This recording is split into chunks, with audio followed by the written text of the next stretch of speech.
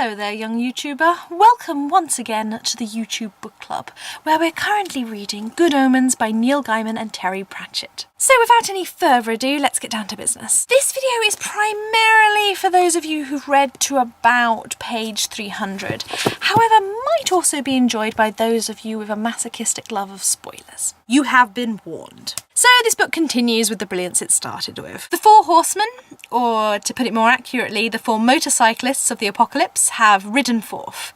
The angels and demons, for the most part, have rallied themselves for war, and the young Adam, unbeknownst to him, is bringing forth the end of the world. At the beginning of this story, there are so many elements and so many characters, but piece by piece, they're all falling into place. Newton Pulsifier, whom at first puzzled me, has shown himself to be a witch hunter, and has come together in an oddly romantic pairing with our chief witch, Anathema. YouTube user MoneyLyn5 pointed out in her video something that I'd forgotten. Anathema is a witch who is the descendant of Agnes Nutter, who made these prophecies about the end of the world, and Newt is a descendant of the man who burned her at the stake. So in a way, Newt and Anathema are quite like the predestined lovers you often find in YA fiction. However, written as such, by the hands of Pratchett and Gaiman, in such an unserious way, it just makes you laugh rather than annoyed at any sense of inevitability or implausibility. YouTube username ClutchHeartache points out that even Madame Tracy manages to fit into this web perfectly. He's like appearing in people's bodies as as a voice, and then like going away until he finds the right person, which is Madame Tracy. As Aziraphale tries to return to Earth, moving from medium to medium, trying to get vaguely near the place the Antichrist will be, a cartoon light bulb flicks on above our heads as we realise it will be her he finally gets to. I will say now that when I thought Aziraphale was gone, my heart kind of broke a little. There's that scene in which Crowley rushes into the burning bookshop and finds him gone, and I thought they were separated, and their weird, half-opposed, half-together relationship is the best one in this book. It made me so sad to think that Crowley might finally be on his own, and I was just so happy when I realised Aziraphale had found some way of getting back. The introduction of the fourth horseman was dramatic. I also loved the four extra bikers trying to name themselves for the worst things they could think of. If I was going to join the cavalcade, I would definitely be people who stand on the wrong side of escalators.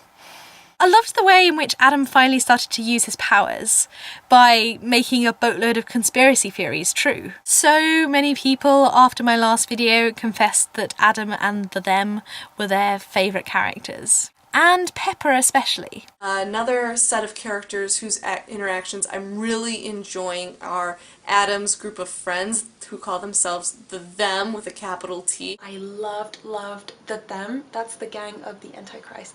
And Pepper, the little girl that's in the gang, is so adorable and also a very strong female character. I love how Pepper is a girl, yet she acts like she's a tough badass. I too was especially fond of Pepper, and I wonder if the girl doesn't embody a specific type of female heroine. Is the fact that we like her found in her tomboyishness? The fact that she feels it necessary to reject stereotypically female qualities? It's something I often wonder. Does Pepper and society as a whole view those qualities as inferior because they used to be female qualities and that made them inferior by their association with the inferior sex? A thought. Another thing I need to draw all of your attention to is One Book, One Review reading an extract of this. It's fantastic, a beautifully funny section and animated really cutely. I definitely recommend go checking it out. If you're not sold on Good Omens yet, this clip will definitely make you want to read it. My final interesting thing that I want to hear your opinions on: Good Omens will be coming out as a TV show in 2013. Are you excited about this? Who would your ideal cast to be? Especially for Crawley. Crawley needs to be the best. My reaction to this was a great amount of squealing, somewhat reminiscent of a happy piglet. Anyway, let me iterate something to you. If you are not part of the book club, it's not too late. For anyone who hasn't joined in with the book club yet and would like to, I don't think it's too late. You can catch yourself up. okay, reiterate something to you. It is definitely not too late to take part in the YouTube book club. I am going to set myself to the final part of Good Omens and do one more video in this series. It doesn't matter if you've been taking part all along or if this is the first video of mine you've ever seen. If this storyline has piqued your interest, leave comments, leave video responses. We would love to have you take part. So, you all have 2 weeks to read to the end. Tell me what predictions you have for it. Will the world really be divided up into the them's personal playground? Will the world really come to a close on a Saturday? I think the apocalypse obviously has to be diverted, yet in some twist, in some way that means Agnes's predictions were true to the letter of the law, yet everything doesn't actually come to an end. I'm just not entirely sure how that would happen yet. Anyway, everyone I've mentioned in this video will be linked down below. I will also create a playlist of all the videos, mine and of other people's, that have been made about Good Omens in this reading club, and link to them here if you want to check them out. There are some awesome booktubers in there, so I'd really recommend giving it a watch. Anyway guys, I will see you in my next video. Bye.